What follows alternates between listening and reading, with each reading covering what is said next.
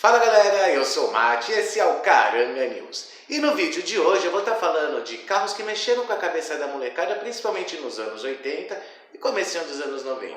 Trata-se dos carros dos Tokusatsu, que fizeram muito sucesso aqui no Brasil e hoje em dia a gente tem uma certa nostalgia. Óbvio que na época a gente não tinha muito conhecimento porque eram carros que não eram comercializados aqui no Brasil. Então, se você gosta desse tema, já peço que você deixe o like, se inscreva aqui no canal e comenta aqui embaixo se eu falar alguma besteira, beleza? Então, bora lá!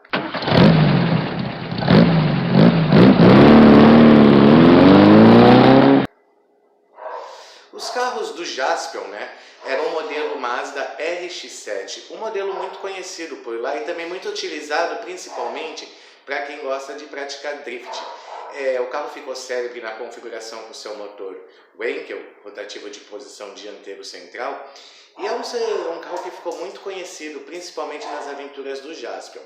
A montadora japonesa fabricou esse carro de 78 até 2002 e é possível a gente não ver isso apenas no Jaspion, mas no Jaspion chamava atenção porque era uma grande novidade aqui no Brasil. Hoje em dia tem pouquíssimas unidades desse carro aqui, provavelmente gente que trouxe de fora, mas com certeza vale a pena lembrar com carinho dessa máquina. Outro grande marco aqui no Brasil foi o seriado Jiraiya, principalmente transmitido na emissora Manchete e depois foi reprisado, se eu não estou enganado, na Band.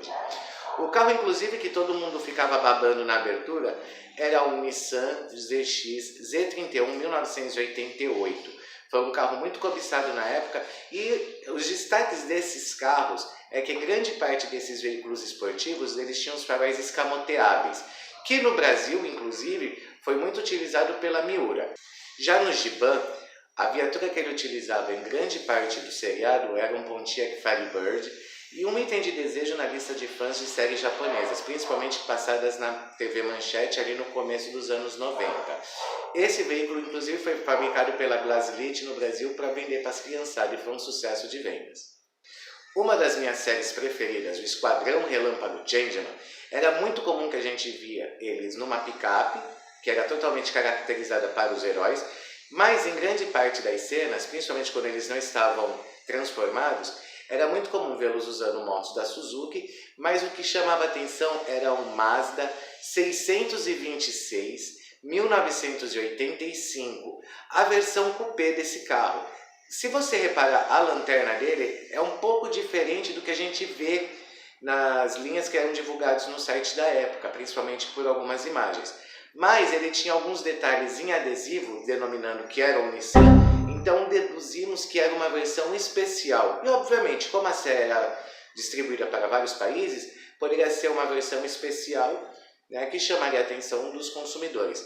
E no episódio 11, onde eles vão para a cidade de Nagasaki, o Change Dragon ele utiliza uma versão especial de um Mazda 929 4 portas, o sedã, porém também com os faróis escamoteáveis.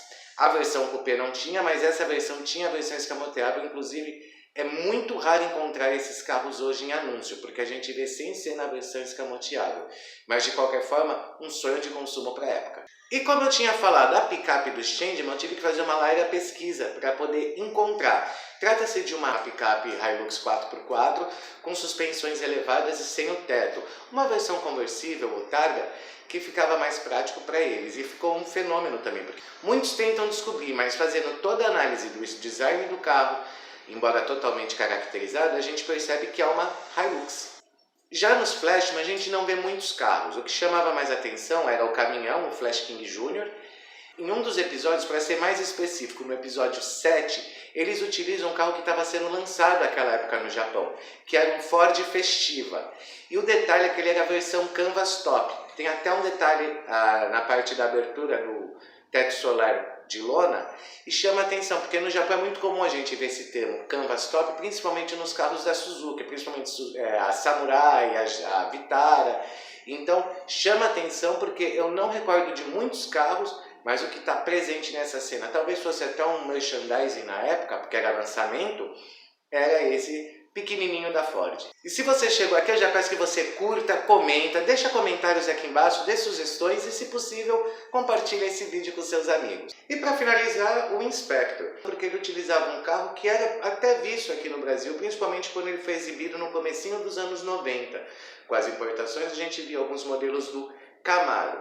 No seriado ele era totalmente adaptado, modificado, da versão Z28, era na cor branca, quando ele era modificado ficava vermelho, mas chamava bastante atenção e mexeu com a cabeça da galera e, segundo informações de alguns sites, foi fabricado pela Blaslit para ser a versão brinquedo e foi um dos carros mais vendidos desse segmento para a garotada. Então é isso, galera. Se você gostou desse vídeo, eu peço que você curta, compartilha e comenta. Até mais. Fui!